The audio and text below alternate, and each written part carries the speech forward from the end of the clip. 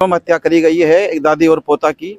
ऐसे सबसे पहले तो मैं ये चाहूंगा, आर्थिक सहायता तो बाद की बात है, लेकिन इस कुत्ते को कम से कम फांसी की सजा इसके होनी चाहिए।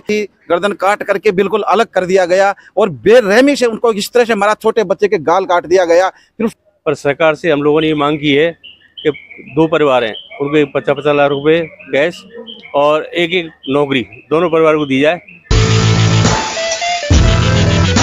आप देख रहे हैं प्रकृति खबर बिग हेडलाइन रिपोर्ट। प्रकृति खबर देखने वाले सभी दर्शकों को मेरा नमस्कार। मैं अभी हूँ संगनेर थाना क्षेत्र के एरिया में, जहाँ रघुनाथपुरी में, जहाँ पर एक दादी और पोते का बड़े बेरहमी से कत्ल कर दिया गया।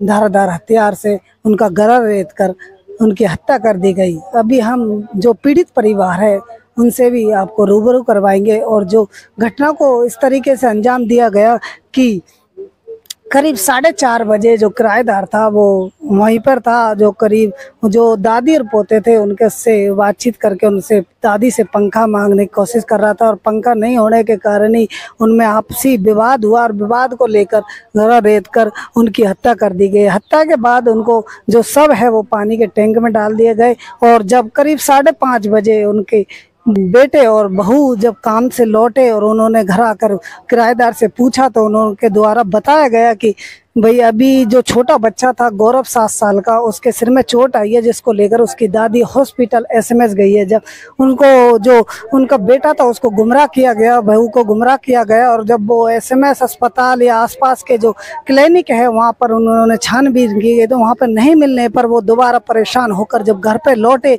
आस पड़ोस में उन्होंने आस पड़ोसियों से काफ़ी पूछताछ की। पूछताछ के दौरान फिर नहीं कहीं पर भी पता चला उनका, तो उन्होंने जब टैंक खोल कर देखा तो दोनों सब उसमें तैर रहे थे। उस उपरांत जो किराएदार था वो अंदर ही था।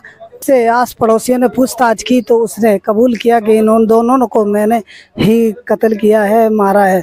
तो आइए तो और उनके फैमिली मेंबरों से बात करते हैं। पूरा मामला है जो एक बैरवा परिवार है उसका है, जिन्होंने अपना कमरा किराए पे दिया और किराएदार द्वारा ये वारदात को अंजाम दिया गया। ये जो हादसा हुआ है बहुत ही बुरा हुआ लालची परिवार के साथ। 2 परिवार डिस्टर्ब हुए हैं, इनका पोता और इनकी घरवाली, और इसकी भरपाई नहीं हो सकती, कभी भी नहीं हो सकती। पर सरकार से हम लोगों ने ये मांग की है कि 2 परिवार हैं, उनको 50-50 लाख रुपए कैश और एक नौकरी दोनों परिवार को दी जाए और उसके लिए हम लोग जितना भी वो संघर्ष करेंगे।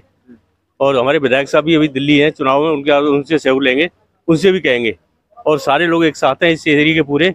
तो ये जो हुआ है और जिसने भी बदमाशी की है या जिसने जो हादसा किया है उसको भी कड़ी से कड़ी सजा मिले, उसको छोड़ा नहीं जाए, यही हम लोगों की मांग है। मैं पंडित हरिप्रसाद, कोषाध्यक्ष आचार्य समूह। राजस्थान सरकार के द्वारा आप क्या चाहते हैं? राजस्थान सरकार के द्वारा जो ये पीड़ित परिवार है, जो एक जघन्य और एक निर्मम हत्या करी गई है एक दादी और पोता की। ऐसे सबसे पहले तो मैं ये चाहूंगा, आर्थिक सहायता तो बाद की बात है, लेकिन इस कुत्ते को कम से कम फांसी की सजा इसके होनी चाहिए, क्योंकि इसने इंसानियत का खून, इतना तगड़ा खून किया है जिसकी कोई हद नहीं। वो उन दोनों लाशों को देखने काबिल नहीं थी, गर्दन काट करके बिल्कुल अलग कर दिया गया और बेरहमी से उनको इस तरह से मारा, छोटे बच्चे के गाल काट दिया गया, फिर उसको दोनों तरफ से गर्दन काटी गई। ऐसे इंसान को यहाँ जीने का कोई हक नहीं है, इसलिए उस पृथ्वी पर उसका पांव भी नहीं उगड़े। मेरी ये सबसे पहली मांग तो ये है।